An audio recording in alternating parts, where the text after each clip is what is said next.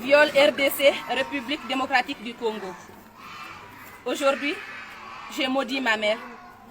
J'ai inspiré profondément et du fond de mon cœur, j'ai maudit ma mère. Je l'ai regardée droit dans les yeux, je me suis mise en face d'elle et je lui ai dit, mère, je te maudis. Je te maudis de m'avoir mise au monde sans père. Vous m'écoutez choqué? Vous avez l'air étonné, mais si seulement vous saviez. Si seulement vous saviez combien c'est dur d'affronter les regards de ses parents, les paroles de ses enfants qui vous disent à tout bout de champ. Et toi, il est où ton papa? J'en avais marre, alors ce soir-là, maman était en face de moi et je lui ai dit, mère, je te maudis de m'avoir mise au monde sans père. Tous les enfants de mon âge savent à quoi ça ressemble de se prendre une baffe après 2-3 gaffes, de dormir dans le salon et bam, se retrouver dans sa chambre, mais moi pas. Moi pas, maman, je ne le sais pas et tu sais pourquoi? Parce que tu m'as mise au monde sans père.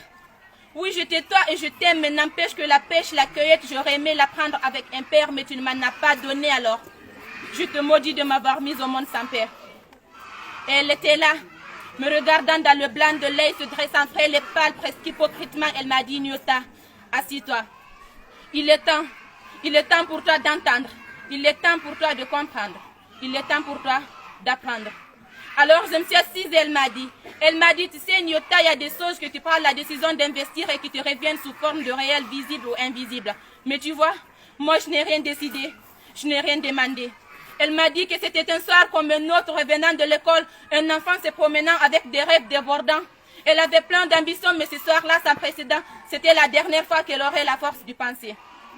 Sur le sommet de la maison, un homme lui a demandé quelle heure il était.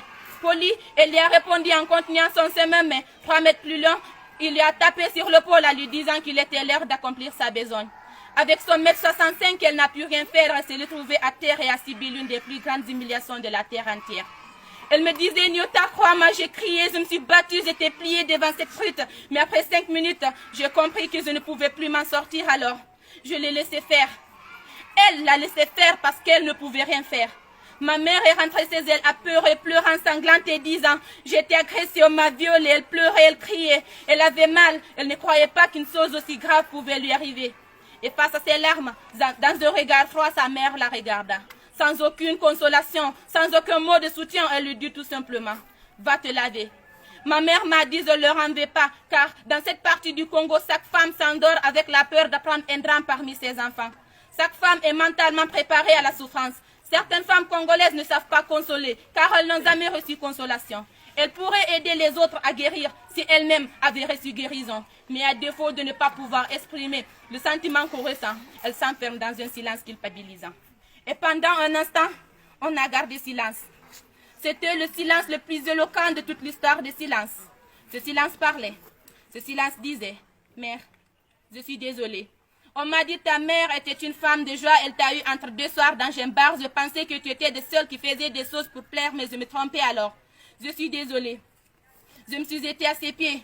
J'ai pleuré, amèrement, longtemps. Elle m'a prise dans ses bras, elle m'a dit, Nyota, je t'ai appelée Nyota. Tu as 50% du sang de ton agresseur de père, mais tu as 50% du sang de toutes ces femmes qui attendent justice.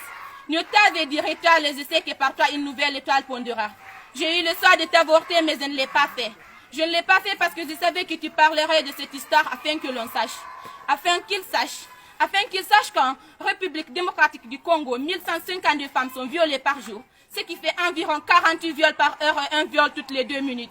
En plus de la douleur, la honte et l'humiliation qu'elles subissent, elles sont victimes de l'exclusion de leur clan et de leur famille.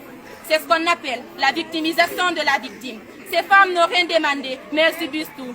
Au centre d'une guerre où les prédateurs sexuels confondent leurs armes de guerre et leurs appareils reproducteurs, ces femmes n'ont rien demandé, mais elles subissent tout.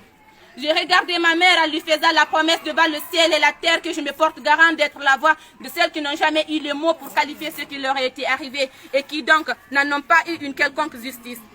J'ai chassé mes larmes et enfin je lui ai dit, mère, je te bénis. Je te bénis de m'avoir mise au monde sans père. Mère, je te bénis de m'avoir mise au monde sans père parce qu'avec ça, j'ai plus de force pour combattre et de rage de voir ces crimes. Parce que ce silence arrivait sur la scène d'une justice qui a besoin d'être réformée. Autant je te bénis, mère, autant je bénis toutes les femmes congolaises et toutes les femmes qui n'en ont pas eu une quelconque nationalité pour que le crime qu'elle a connu soit reconnu, entendu et puni.